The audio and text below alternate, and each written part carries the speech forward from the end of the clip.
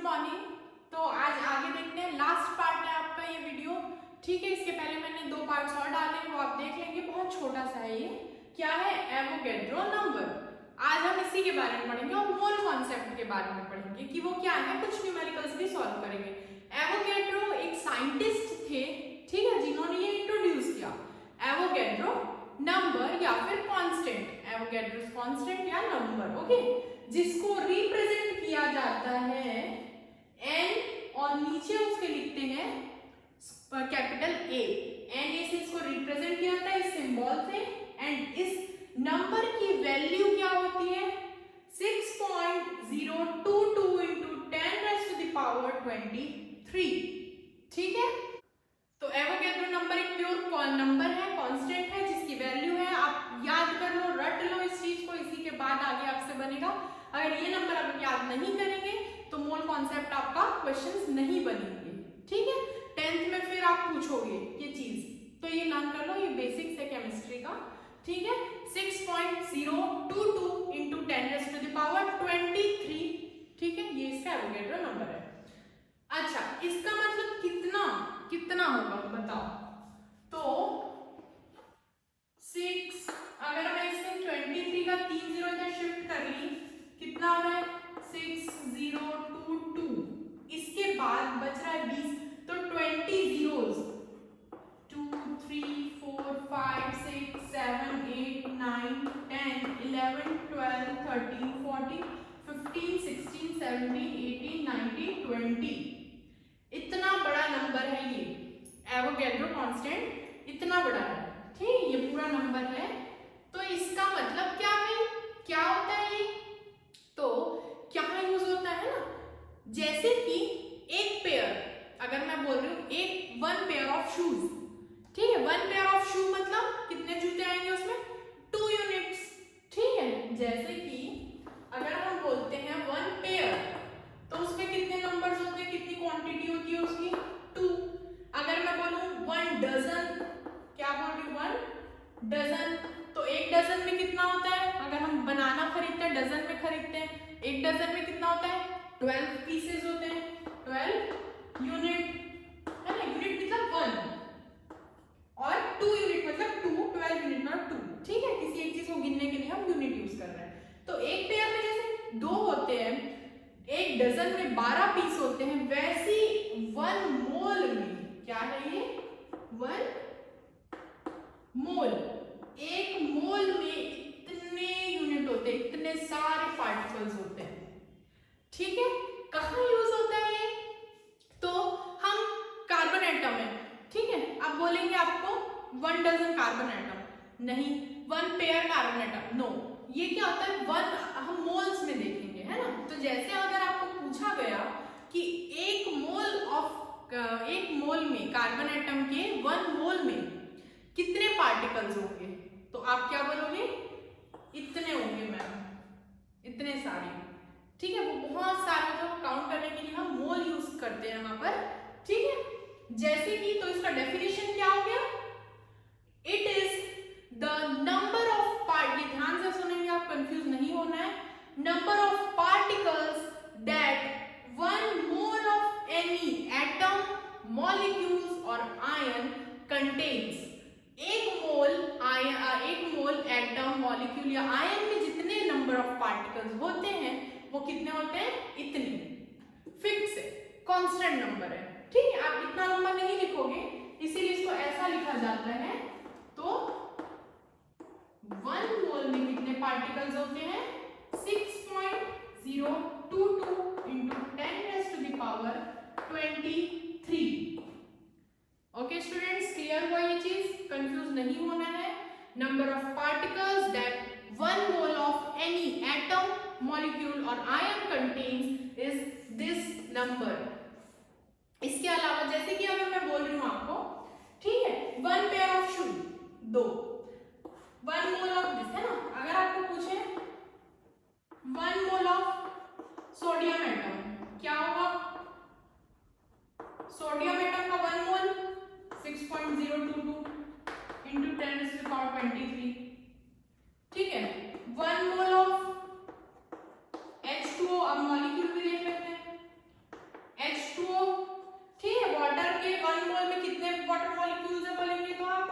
6.022 into 10 to the power 23. 1 mole of carbon atom, ठीक है, carbon atom 1 मोल अगर ले रहे हैं तो कितने होंगे 6.022 into 10 to the power 23 particles होंगे उसके अंदर।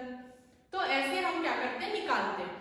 जैसे कि आपको एक एग्जांपल देती हूँ, जार है या बॉटल का पानी ले रहे हैं, उसमें कितने वाटर मॉलिक्यूल्स है, H2O होता है, पता है हमें वाटर का, है ना। उसमें कितने पार्टिकल्स है, कितने वाटर के पार्टिकल्स है, कितने मॉलिक्यूल्स है, तो वो आप कैसे निकालोगे। अगर उसमें बोल रहा है कि 50 मोल्स ऑफ वाटर मॉलिक्यूल है इसके अंदर, ठीक है, कितने 50 मोल, तो अगर 1 मोल ऑफ वाटर मॉलिक्यूल में इतने होते हैं पार्टिकल्स, कितने 1 मोल अगर वाटर मॉलिक्यूल ले रहे हैं तो उसमें 6.022 into 10 to the power 23 particles है, तो 50 मोल में कितने होंगे, 50 को मल्टीप्लाई कर दो, 50 into this much। तो क्लियर हो गया स्टूडेंट्स। आगे और देखते हैं। देखो atomic mass, molecular mass, molar मास क्या होता है बताऊंगी। एटॉमिक मास पढ़ा है हमने। मास ऑफ, क्या होता है एटॉमिक मास, किसी एक एटम का मास, है ना। मास of 1 atom of any given element, कोई एक एलिमेंट है उसके एक एटम का मास होता है एटॉमिक मास, है ना। तो मास of 1 atom, atomic mass 1 atom of any given element. जैसे कि हाइड्रोजन एटम का, हाइड्रोजन अगर बात कर रहे हैं तो एक एटम का कितना मास होता है, एटॉमिक मास हाइड्रोजन का कितना है 1 U। U से डिफाइन करते हैं, आपको पता है ना, मैंने बताया हुआ पहले, U या AMU, जिसकी वैल्यू कितनी होती है 1.67 into 10 raised to the power -27 kg, kilogram, ठीक है। तो हाइड्रोजन का एटॉमिक मास 1 U, कार्बन का 12 U, नाइट्रोजन के एक एटम का 14 U, ऑक्सीजन का 16 U। ऐसे आपको क्या है कुछ एटॉमिक मासेस हैं जो आप 20 तक याद करोगे, कैल्शियम तक याद करोगे। अब बात करते हैं मॉलिक्यूलर मास, ये भी हमने देखा हुआ है, देख लेते हैं क्या होता है। एलिमेंट के लिए हम यूज करते हैं, एलिमेंट का स्मॉल पार्ट क्या है एटम, किसी एलिमेंट के एटम का मास एटॉमिक मास, किसी कंपाउंड के मॉलिक्यूल का मास मॉलिक्यूलर मास। क्लियर हुआ। कंपाउंड का सिंपल फॉर्म क्या था, मॉलिक्यूल है, स्मॉल पार्ट, है ना। तो मास of 1 molecule of any given compound, compound है तो एक मॉलिक्यूल जो स्मॉलेस्ट यूनिट, एलिमेंट का स्मॉल यूनिट एटम। सो क्या है, एटम्स मिलके मॉलिक्यूल बनाते हैं, H2O का एग्जांपल है, और इसका मॉलिक्यूलर मास क्या, उस कंप्लीट का मास होता है मॉलिक्यूलर मास, एक मॉलिक्यूल का मास होता है मॉलिक्यूलर मास। ये निकालने का सिखाई थी आपको मैं, ठीक है। तो इसमें कितने हाइड्रोजन है 2, एक हाइड्रोजन का मास 1 U है, तो 2 का कितना होगा 2 into 1 U। एक ऑक्सीजन है 16 U, 18 U इसका मॉलिक्यूलर मास है, किसका, वाटर मॉलिक्यूल का। कार्बन, इसका देखो एक कार्बन, और एक कार्बन का कितना होता है एटॉमिक मास 12 U। सो 12 U प्लस 2 ऑक्सीजन, अगर एक ऑक्सीजन का एटॉमिक मास 16 U है तो 2 का कितना होगा 2 into 16 U, ठीक है। तो इसका मॉलिक्यूलर मास कितना हो गया 44 U। ये एटम्स से मिलकर मॉलिक्यूल बनता है, तो हर एक एटम का मास, एटॉमिक मास को हम ऐड करके मॉलिक्यूलर मास निकालते हैं, ये भी बता दिया था मैंने। अब एक नई चीज देखते हैं, मोलार मास। ये क्या होता है भाई, so the mass of 1 mole of any given chemical, यहां पर केमिकल का मतलब है एटम, मॉलिक्यूल और ions. So mass of 1 mole of any given atom, molecule और ion is called molar mass. मतलब कि एक मोल का वजन, अगर कार्बन एटम बोल रही हूं तो कार्बन एटम के एक मोल का वेट, ठीक है। जैसे कि यहां पर हम निकाल के देखते हैं, अगर मैं बोलूंगी हाइड्रोजन में कितना होता है, तो हाइड्रोजन जो एटम है हाइड्रोजन, 1 एटम का कितना होता है 1 U होता है। हाइड्रोजन के एक एटम का एटॉमिक मास या मास बोलेंगे तो 1 U होता है, तो 1 मोल कितना होगा, अगर एक एटम का 1 U है तो 1 मोल ऑफ एटम का कितना होगा, एक मोल ऑफ एटम कितने होते हैं 6.022 into 10 raised to the power 23, है ना। एक मोल में कितने कार्बन एटम, कितने हाइड्रोजन एटम है, इतने, और अगर एक का इतना है तो इतने कितने का कितना होगा, तो मल्टीप्लाई करेंगे ऑब्वियसली। एक केला अगर 5 रुपए में आता है तो 12 केले कितने के आएंगे, 12 इंटू 5, है ना। वैसे अगर एक हाइड्रोजन एटम का वेट इतना है तो 1 मोल ऑफ हाइड्रोजन एटम के कितने होंगे, और 1 मोल मतलब कि इतने सारे हाइड्रोजन एटम का कितना होगा, तो हम उसको क्या करेंगे, मल्टीप्लाई करेंगे, सिंपल। अगर मैं, और इसका जो आंसर आएगा वो किसमें आएगा, U, क्योंकि हमने क्या लिया, यूनिट U में लिया है, ठीक है। अच्छा, नाइट्रोजन का भी देख लेते हैं, एक से समझ नहीं आया तो। अगर एक नाइट्रोजन एटम का वेट होता है 14U, एक नाइट्रोजन का मास 14U है, तो 1 मोल, मतलब 1 मोल बोलूंगी तो आप ये नंबर याद रखेंगे, है ना। तो 1 मोल ऑफ नाइट्रोजन एटम का कितना होगा, मल्टीप्लाई कर देंगे भाई, आंसर आ जाएगा। एक क्लोरीन का अगर 35.5U मास है तो 1 मोल ऑफ क्लोरीन एटम्स का कितना होगा, मल्टीप्लाई कर देंगे इस नंबर से, एवोगैड्रो नंबर से, आंसर आ जाएगा। सेम इसका, ठीक है। तो अगर मैं बोल रही हूँ 1 मोल, तो आप कैसे लिखोगे, 1 मोल मतलब वो नंबर से आपको मल्टीप्लाई करना है, मोलार मास निकालना है एक मोल का, तो 1 इंटू दिस, 14 मोल का तो 14 इंटू 6, जो भी है 6.022 वाला नंबर, ठीक है। तो ऐसे निकाला जाता है। लेकिन अगर वो तो यूनिफाइड मास में आया था आंसर, जैसे कि ये हमने लिखा, ठीक है, तो ये आंसर यूनिफाइड मास में आया था, यू में आया था। मैं इसको डायरेक्ट भी लिख सकती हूँ, इतना लंबा ना लिख के मैं इसको डायरेक्ट भी निकाल सकती हूँ ग्राम में। हम मोलार मास को ग्राम में निकालेंगे और उसके लिए बहुत डायरेक्ट वे है लिखने का, तो वो क्या है वो देखते हैं, बहुत सिंपल हो जाएगा, ठीक है, बहुत शॉर्टकट है। कैसे, देखो, अगर मैं बात कर रही हूँ नाइट्रोजन की, ठीक है, तो अगर एक atom of, 1 atom of nitrogen, एक एटम का मास कितना है, 14 है, 1 एटम का कितना है, 14 है, तो 1 मोल मतलब 6.022 into 10⁻23 नाइट्रोजन एटम्स, उनका मास क्या होगा। इतना सारा लिखने के बदले मैं एकदम डायरेक्ट निकालूंगी। तो अगर देखो ये 14 है, मैं यहाँ 14 लिख दी, बस हमें U और वो इंटू वाला जो लगाया था हमने नंबर, उसको हटा के क्या लगा देना है, ग्राम लगा देना है, आ गया वही आंसर, ठीक है। अगर वह एक नाइट्रोजन एटम का मास कितना है, 14U है, तो 6.022 into 10⁻23 नाइट्रोजन एटम्स का मास क्या होगा, 14 ग्राम, ग्राम में लिखेंगे, ठीक है। एक मोल का निकाला ना, एक मोल मतलब कितने नाइट्रोजन एटम्स, 6.022 into 10⁻23, इतने सारे नाइट्रोजन एटम का मास में 2 सेकंड में निकाल ली डायरेक्ट, इजी। बस आपको क्या करना है, यू हटा के ग्राम लगाना है, एटॉमिक मास में यू लगा है। अगर आपको 1 मोल का पूछेगा, क्लियर है ना एकदम, एक एटम का मास दिस वन, अगर 1 मोल एटम का मास, 1 मोल एटम मतलब 6.022 10⁻23 nitrogen atoms, 1 mole nitrogen atom का मास, ग्राम लगा के लिख दोगे आप। जैसे एक हाइड्रोजन का कितना होता है, 1U, तो 1 मोल ऑफ हाइड्रोजन एटम का 1 ग्राम, क्लोरीन का 35.5 ग्राम, कैल्शियम का 40 ग्राम। सेम मॉलिक्यूल में ये एटम्स की बात हो गई, तो इसको हम बोलते हैं ग्राम एटॉमिक मास, इसको हम क्या बोलते हैं, ग्राम एटॉमिक मास, हम एटम का किए। अगर मॉलिक्यूल का 1 मोल निकालेंगे, 1 mole of water molecule, 1 mole water molecule का मास कितना होगा, तो जब एक इसका देख लो 18U होता है, U ना लगा के ग्राम लगा दो, बस कुछ नहीं है।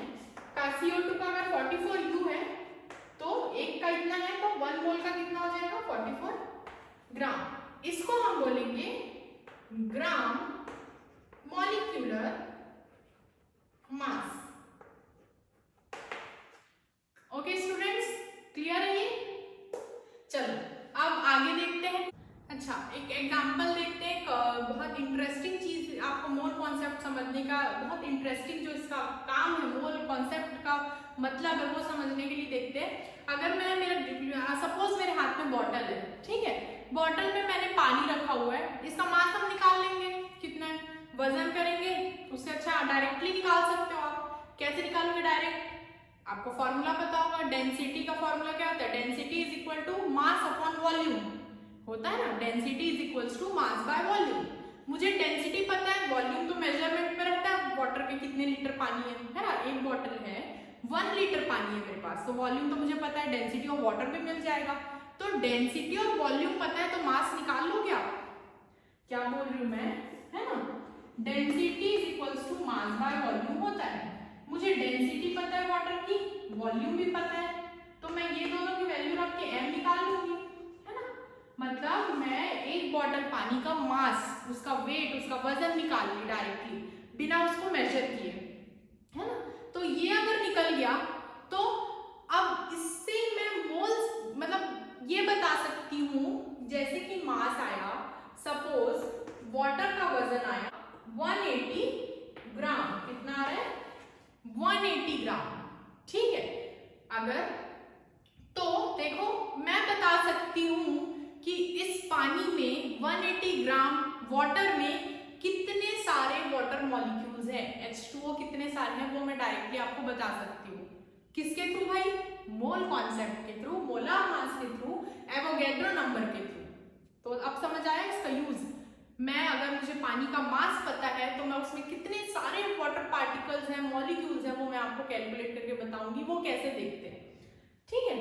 अगर देखो यहाँ पर 1 mole of water molecule, mass of 1 mole of water molecule कितना है, हमने अभी निकाला 18 ग्राम, है ना।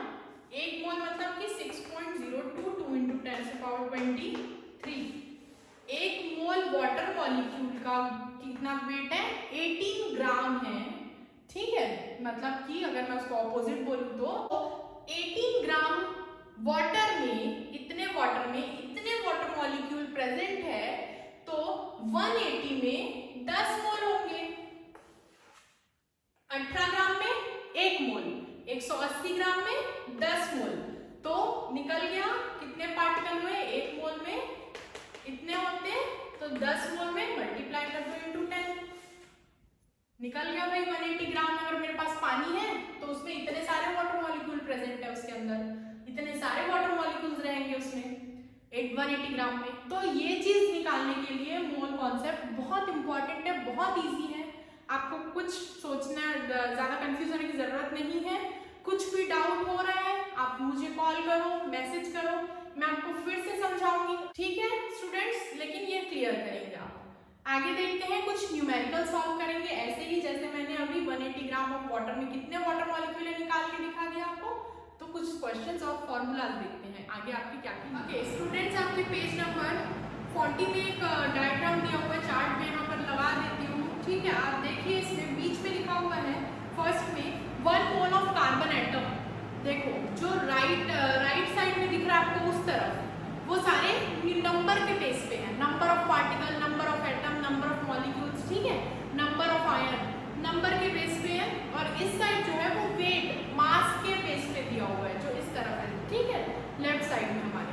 तो देखो 1 mole of carbon atom centre में है, 1 mole of carbon atom numbers में कितने होंगे, 1 मोल में कितने कार्बन एटम, 6.022 × 10⁻23 कार्बन एटम।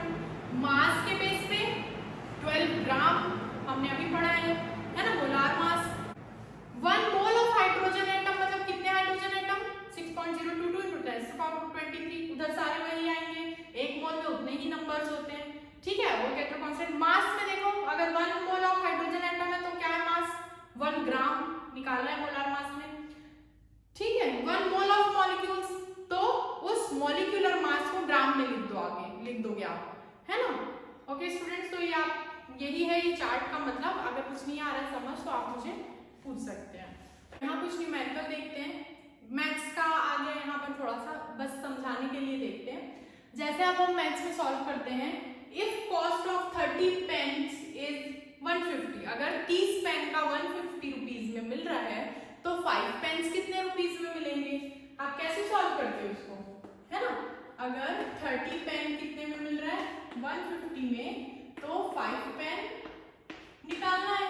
मान लेते हैं यहाँ पर हम x, अगर 30 पेन 150 में मिल रहा है तो 5 पेन x रुपीज में मिल रहा है। क्या करते हो, इसका अपॉन इसका, ये अपॉन ये, 30/5 150/5 क्या हो जाएगी 150 इंटू 5/30, आपका आंसर आ जाएगा। ऐसे निकालते हो ना, तो वैसे ही सेम मेथड से हम निकालेंगे मोल्स का मास निकालना है। जैसे कि इसमें क्वेश्चन देखो, if mass of 1 mole of sodium atom is 23 ग्राम, ये तो पता है हमें, है ना, हमने निकाला मोलार मास। तो अगर 1 मोल ऑफ सोडियम एटम का मास इतना है तो 0.2 मोल्स का कितना होगा? सिंपल, 1 मोल का मास है 23 ग्राम, ठीक है, तो 0.2 मोल का कितना होगा x ग्राम, यही हमें फाइंड करना है। तो क्या हो गया 1/0.2 23/x, क्रॉस मल्टीप्लाई x की वैल्यू आ जाएगी 23 इंटू 0.2, ग्राम में आंसर लिखोगे आप, ठीक है, कितना आ जाएगा मैं निकाल लेती हूँ 4.6 ग्राम। ओके स्टूडेंट्स, अगर 1 मोल का 23 ग्राम है तो 0.2 मोल्स का 4.6 ग्राम हो जाएगा। और उसका एग्जांपल देख लो, जैसे कि calculate mass of 0.8 mole of nitrogen atom, कितने मोल का मास निकालना है 0.8। हम लोग को पता है आपको कि 1 मोल कितना होता है 14 ग्राम निकाला है हमने, मोलार मास वो जो 3 टेबल बनाया था उसमें देख लेना। 1 मोल ऑफ नाइट्रोजन एटम का मास कितना निकाला था 14 ग्राम, तो कितने मोल का पूछ रहा है 0.8 मोल का कितना होगा भाई x, तो आप सिंपल 1/0.8 इंटू 14/x, x की वैल्यू निकल जाएगी। ओके स्टूडेंट्स, बहुत सिंपल है, मोल के नीचे मोल लिखना है, ग्राम के नीचे ग्राम लिखोगे x ग्राम, ये हमें फाइंड करना है। 1/1 के नीचे एक आप वैसे डिवाइड में लिखेंगे, क्रॉस मल्टीप्लाई करके आंसर आ जाएगा। सेकंड क्वेश्चन आपका होमवर्क रहेगा। इस क्वेश्चन में क्या बोल रहा है, कैलकुलेट करना है हमें 0.4 मोल का मास किसका, ऑक्सीजन एटम का, ठीक है स्टूडेंट्स। इसके अलावा देखो थर्ड क्वेश्चन देखते हैं क्या बोल रहा है, ये होमवर्क है, आप बना के दिखाएंगे ही मुझे। Okay, calculate number of atoms present in 0.6 gram of carbon atom. अब क्या पूछ दिया यहाँ पर, नंबर ऑफ एटम्स, ठीक है, मतलब हम वो एवोगैड्रो नंबर यूज करेंगे। कैसे देखो, कितने का पूछ रहा है भाई 0.6 ग्राम में कितने नंबर ऑफ एटम है, किसके, कार्बन एटम लिख देती हूँ, ठीक है। तो हमें ये पता नहीं, तो मैं क्या लिख दी यहाँ पर x, 0.6 में x कार्बन एटम है। अच्छा, आपको ये पता है स्टूडेंट्स, हमने जो मोलार मास में देखा है 12 ग्राम जो मास है उसमें कितना होता है 12 ग्राम। 1 मोल का मास कितना है 12 ग्राम है। 1 मोल ऑफ कार्बन एटम ना, मैंने कार्बन की बात की है, तो कार्बन एटम, तो 1 मोल कार्बन एटम का हमने 12 ग्राम निकाला था, 12 ग्राम उसका मास होता है, ठीक है। तो हम क्या करेंगे ग्राम के नीचे, अच्छा, और 1 मोल हम नंबर ऑफ एटम पता करना है, तो 1 मोल में कितना होता है भाई 6.022 इंटू 10⁻23 नंबर्स पार्टिकल्स, तो ग्राम के नीचे ग्राम लिखोगे 12 ग्राम, ठीक है, मतलब कि 12 ग्राम 1 मोल, 1 मोल का मतलब ये, मतलब 12 ग्राम में इतने सारे कार्बन एटम हैं, तो 12 ग्राम में कितने नंबर ऑफ कार्बन एटम है, अगर इधर नंबर लिखे तो इधर भी 6.022 इंटू 10⁻23, तो आप वही निकाल लोगे आप भाई, इसको is equals to x by 6.022 into 10⁻23। आपको अगर 12 ग्राम में इतने सारे होते हैं तो 0.6 में कितने होते हैं आप आ जाएगा। ओके स्टूडेंट्स, आगे आपको इतना सारा, ये तो लॉजिकली हम बना रहे हैं ना कि अगर 5 सेब का इतना होता है तो 15 एप्पल का कितना होगा, वैसे इसको हमने बनाया। अब हम बात करते हैं फॉर्मूला की, जिससे आपको बहुत सिंपल हो जाएगा, आंसर आना ही है। ओके स्टूडेंट्स, तो 2-3 फॉर्मूला देख लेते हैं और क्वेश्चंस कैसे होते हैं वो देखते हैं। तो स्टूडेंट्स यहाँ पर 2 फॉर्मूला है। पहला देखो यहाँ पर क्या है, स्मॉल कॉन्सेप्ट के लिए आपके जो यूज हुआ है बुक में, नंबर ऑफ मोल्स निकालने का। Number of moles small N से रिप्रेजेंट करेंगे, number of mole is equals to given mass upon molar mass. जो मास आपको क्वेश्चन में दिया रहेगा वो, और मोलार मास तो आपको पता है, जो एटॉमिक मास में u या मॉलिक्यूलर मास में u को हटा के ग्राम लगाते हैं तो मोलार मास। सेकंड फॉर्मूला देखो, नंबर ऑफ एटम या मॉलिक्यूल कैसे निकालेंगे, given mass upon molar mass, मतलब कि सिंपल ये नंबर ऑफ मोल्स की की बात कर रहे हैं, इसको उठा के अगर मैं इसके बदले वो लिख दूंगी तो भी सेम है। तो नंबर ऑफ मोल्स या given mass by molar mass को हम मल्टीप्लाई करेंगे। तो ये दो फॉर्मूला याद रखेंगे आप, क्वेश्चंस बना के देखते हैं और easy. Calculate number of moles, मतलब पहला वाला यूज करेंगे। क्या कैलकुलेट करना है? Number of moles. ये फॉर्मूला सिंपल निकल जाएगा। Calculate number of moles in 46 gram of sodium atom. क्या बोल रहा है? 46 ग्राम। गिवन मास जो हमें क्वेश्चन में दिया है 46। मोलार मास कितना होता है इसका भाई? सोडियम का जो एटॉमिक मास है कितना है? 23। यू हटा के क्या लगा देना है? ग्राम। तो क्या आ गया? Molar mass 23। ठीक है, कितना आ गया? 2। तो नंबर ऑफ मोल्स कितने आ गए? 2 मोल। 230 ग्राम सोडियम एटम में कितने नंबर ऑफ मोल है? कितना मास दिया है? Given mass 230। Molar mass sodium का 23। 10 मोल्स आंसर आ गया भाई। 2.3 ग्राम में कितना होगा? तो गिवन मास क्वेश्चन में 2.3। मोलार मास सोडियम का मोलार मास कितना होता है? 23 होता है। कैंसिल करेंगे 0.1 मोल, तो नंबर ऑफ मोल्स निकल गए, है ना। किस फॉर्मूले से निकाला नंबर ऑफ मोल्स? अगर बोलेगा तो गिवन मास, जो मास आपको क्वेश्चन में दिया है, मोलर मास जो उसका होता है स्टैंडर्ड, दोनों को डिवाइड करेंगे, नंबर ऑफ मोल्स आपका निकल जाएगा। अब अगर हमें मास निकालना है ना, मास नहीं दिया है, मोल दे दिया, क्या होगा भाई? हमें ये फाइंड करना है, ये गिवन है, क्रॉस मल्टीप्लाई, दोनों मल्टीप्लाई कर दो। क्या फॉर्मूला बन गया नया? यहाँ मैं अलग से लिख रही हूँ। मास का फॉर्मूला क्या बन गया? अगर मास फाइंड करना है तो क्या करोगे? Number of mole into molar mass. एक फॉर्मूला ये बन गया, इनटू मोलर मास। मैं आपको ये फॉर्मूला लिख के दे दूंगी, तो एक फॉर्मूला ये बन गया। जैसे कि क्वेश्चन आ गया, कैलकुलेट मास ऑफ, कितना निकालना है? मास निकालना है किसका भाई? 4 मोल ऑफ कार्बन एटम। क्या बोल रहा है? 4 मोल ऑफ कार्बन कितना होता है? फॉर्मूला देखो, मास इज इक्वल्स टू, मास निकालना है, क्या हो गया?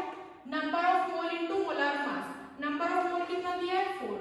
मोलर मास कितना होता है कार्बन एटम का? 12 ग्राम। आ गया आंसर। ठीक है, 6 mole of carbon atom, 6 mole of hydrogen में कितने मास होगा? 6 मोल ऑफ हाइड्रोजन एटम का कितना मास होगा? तो मोल 6 इनटू 1 मोलर मास कितना होता है? 1 ग्राम। 6 इनटू 1 ग्राम, तो कितना आ गया मास? 6 ग्राम। तो ये आप फॉर्मूला, इससे एक और फॉर्मूला बन गया, है ना। सो आप देखते हैं नंबर ऑफ एटम और या फिर नंबर ऑफ मॉलिक्यूल्स कैसे काउंट कैलकुलेट करते हैं। क्वेश्चन देखो, है ना। नंबर ऑफ एटम और मॉलिक्यूल कैलकुलेट करना है किसमें? 0.4 मोल्स ऑफ सोडियम में। 4.4 मोल सोडियम एटम में कितने नंबर ऑफ एटम या मॉलिक्यूल होंगे? तो देखो, नंबर ऑफ एटम मॉलिक्यूल का फॉर्मूला ये है ना। अब इसमें बोलोगे मैम मोल दिया है और मोल कहाँ पुट करें हम? कोई प्रॉब्लम नहीं, कोई टेंशन नहीं। ये जो फॉर्मूला है किसका है भाई? नंबर ऑफ मोल्स का ही तो है। तो आप इसको कैसे लिख सकते हो? Number of moles into Avogadro number. बन गया। ये सेम चीज ही तो है ना। अगर आपको मास के फॉर्म में दिया है तो आप ये यूज करना, मोल्स दिया होगा तो आप ये लिख लेना डायरेक्ट उसको। तो यहाँ पर क्या दिया है देखो, 0.4 मोल ऑफ Na, मतलब नंबर ऑफ मोल कितना दिया है? 0.4 मल्टीप्लाई बाय एवोगैड्रो नंबर, पता है 6.022 इनटू 10⁻23 आंसर आ जाएगा। Simple. 5 mole of CO2, carbon dioxide molecule में 5 मोल में कितने नंबर ऑफ मॉलिक्यूल्स होंगे? 5 मोल ऑफ कार्बन डाइऑक्साइड में कितने मॉलिक्यूल्स होंगे?